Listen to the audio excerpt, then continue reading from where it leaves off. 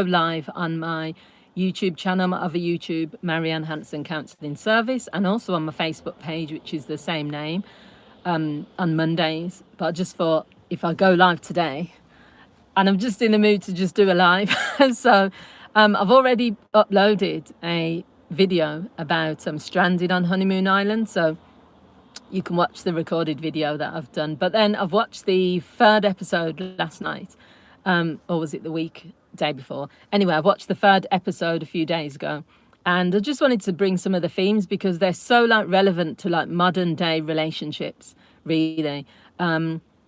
Some of the things that are going on and some of the games that are being played and all the rest of it. And it's just interesting because how we are in our relationships is a reflection of how we are as people and our self-awareness, really. And I'll give a good example. So I'm going to talk about one of the couples. So that is May and Murray. Murray is the male, so that's a Scottish name.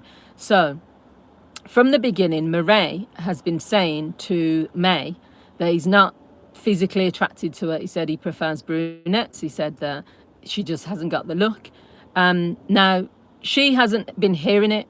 And although he said this over and over again, he keeps trying to say, we're friends. Part of it is that she feels embarrassed, and she's used that word. Part of it is that she feels she can persuade him, she can convince him. She keeps saying things like, the more time we spend together, let's not quit, let's work on this, let's build on this. And I think deep down she knows that he's not going to become interested in her. As I said in the recorded video that I did, when a man is not physically attracted to a woman, this is just my opinion, there's not much you can do. They can still form a relationship with you, but they're not gonna, physical attraction is either there or it's not, same as chemistry.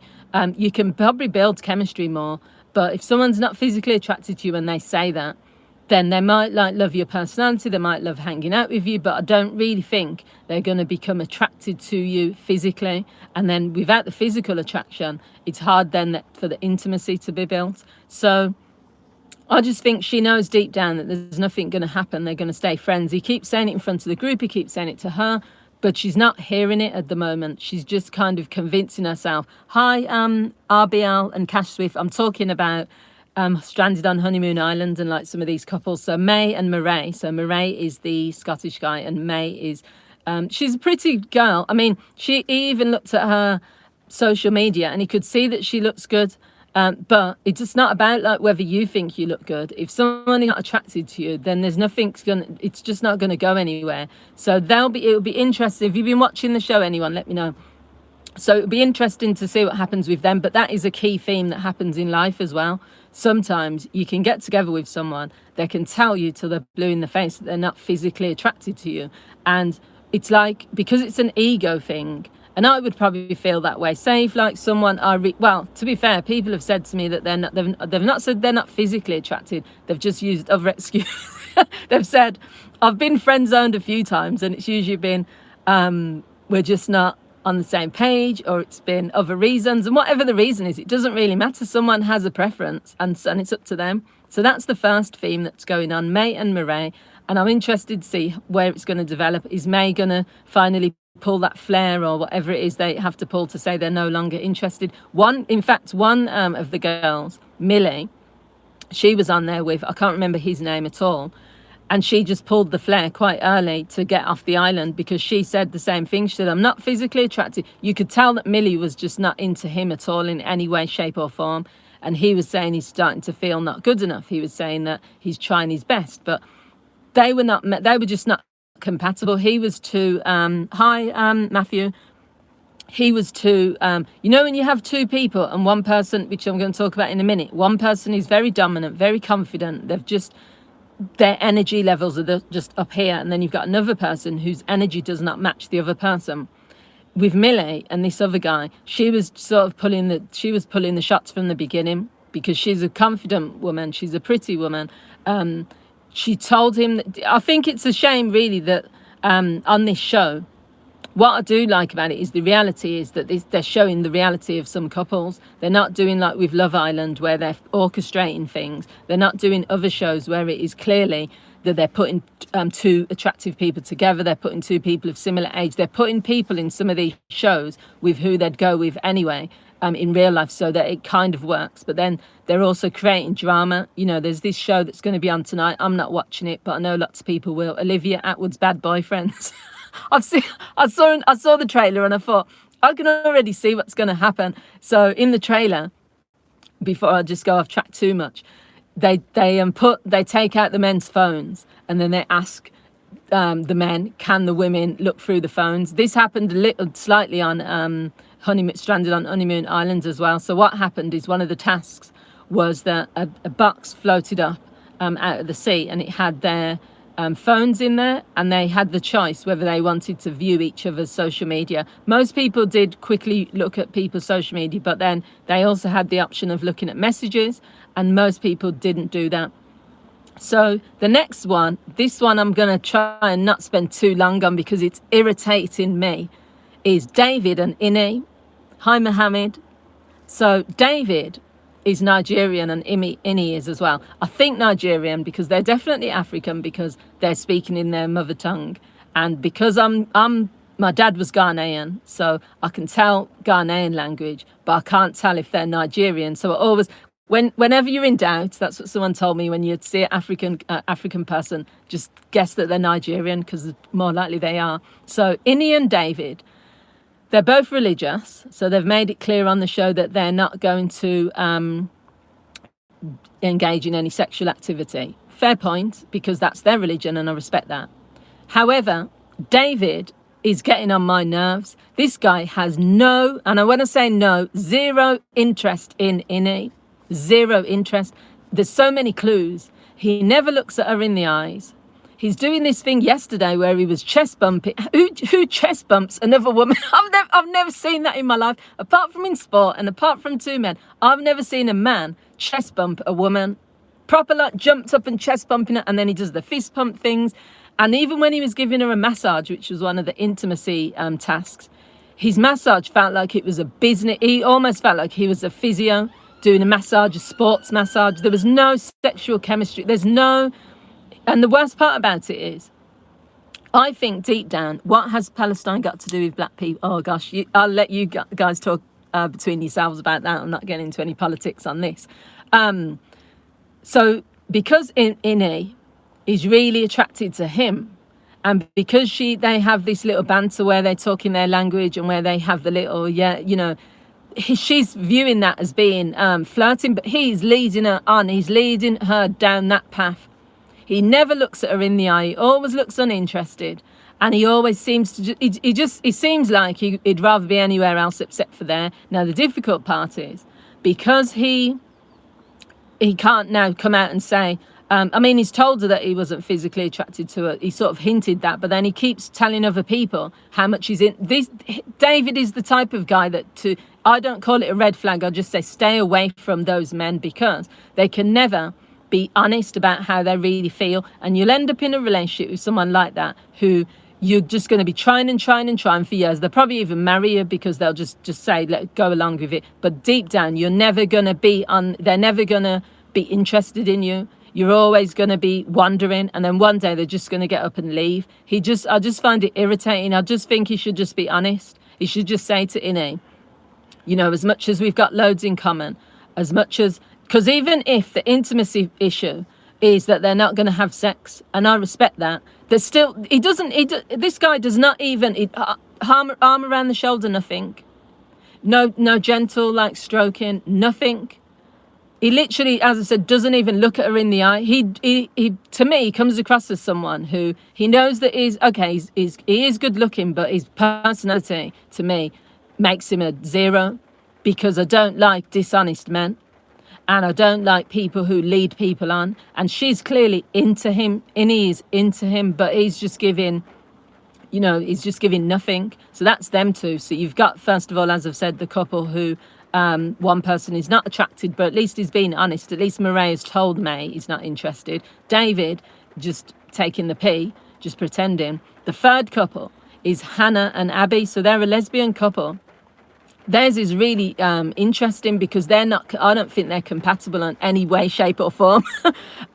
Personality-wise, they're not compatible. Abby's a bit of a lad's lad. She calls herself that, not lad's lad. She's a laddish girl. She's into sports and things. I like Abby. I like a lot about her, but she's also, yeah, she has got that element of immaturity because she was in bed with Helen, and she was saying to her how many women she slept with and this sort of thing. And Helen was trying to explain that that's not a nice thing for your partner to hear. And I get where Abby's coming from. Abby was saying, well, we were just joking and having banter. But what Helen is saying is that's immature. Now, the minute Helen called her partner emotionally immature, it went downhill from there. And then on top of that, Helen isn't sure that she wants to have children. Obviously, they're a lesbian couple, so they've still got the opportunity to have children. Abby said children are, it's turning up now to be a deal breaker. So the issue with those two is they're always bickering as well. They bicker. And what I don't like about Helen is that she's patronising. Excuse me, she's patronising. She, because she does a podcast, she acts like she knows it all, and she'll be doing this thing where she'll be trying to say, this is how you communicate, and this is what good communication looks like. I'm going to have a drink. So, because she's patronising, I think that sort of is a turn off for Abby, but it also comes across as she seems like someone who's condescending. She's trying to lecture to her partner and trying to preach to her, and that's never attractive. So I think for them two, they've had a little kiss. They said they had a bit of a mess around. No one knows what that was or what happened. But I don't think they're compatible long term. I think they're just their personalities are too different. If you put two people together and their personalities are just too far apart, then I don't think it's compatible. So I'm betting on the fact that I don't think they're going to stay together. So another theme is someone who's into one person more than the other. And this is Hannah and Sam. So Sam is what you would call what's the opposite to, is a more of a feminine male. So not an alpha, I don't know what the opposite to an alpha male is in men, but and there's nothing wrong with him. He's a gentle soul. He comes across as like that type of hippie type of guy. And there's absolutely nothing wrong with that. But Hannah is a very dominant, confident, and she could be classed as intimidating to some men. Now, because she's so strong-minded, she even gets involved, which one of the things I don't like about Hannah, even though I like a lot of things about her, is she gets involved in other people's relationships and she's too vocal. She'll step in and when they're together as a group, and she will dictate. She thinks she's one of the experts, and I don't like how she's attacking Oliver. I'll talk about Oliver and Tanya in a minute. I don't like the way that she's attacking him when she doesn't know what's really going on. She's only heard from the girls. Now, you can be a girl's girl, right? Because I'm a girl's girl. But at the same time, you need to, if you want a relationship to work, or if you want a relationship to succeed and you're a friend of that both people, you shouldn't be biased against one person, because when they then work it out, you're going to be the enemy. But also, you should be looking at both parties. You should be saying, well, maybe my friend has told me this about it, but that doesn't mean it's the 100% truth. So instead of going in there all guns blazing like Hannah was. So back to Hannah anyway. She's so dominant that Sam is being swallowed up a little bit, because a good example was when they went off to a beach. Hannah went off to a beach for one day, to a separate beach than the one they're on. And when she came back, he was like, did you miss me? And she said no. She said she enjoyed having a bit of time and a bit of space. And he was crestfallen. He was kind of like, oh, how come she didn't miss me? And I just thought that's a bit pathetic. You on a beach together, you spend all the time together. She went across to another beach for like 5 seconds. She didn't go on a plane somewhere else. She wasn't with another man. She was literally on a beach talking to another person for 5 minutes, and she's back with you. So the way he was reacting, and then he started saying, I'm feeling like I'm falling in love with her, he's going to get hurt because she's just too dominant. But also, I don't think she loves, it's only been a week. So I don't think she's into him as much as he is into her. And I also think even if they stay together, she'll be calling the shots. She'll be dictating absolutely every decision that they make in life. She'll be wiping the floor with him. And I think in a relationship, for it to work long term, There's got to be balance. It does. You got to, you know, some men, most men, and I might be wrong.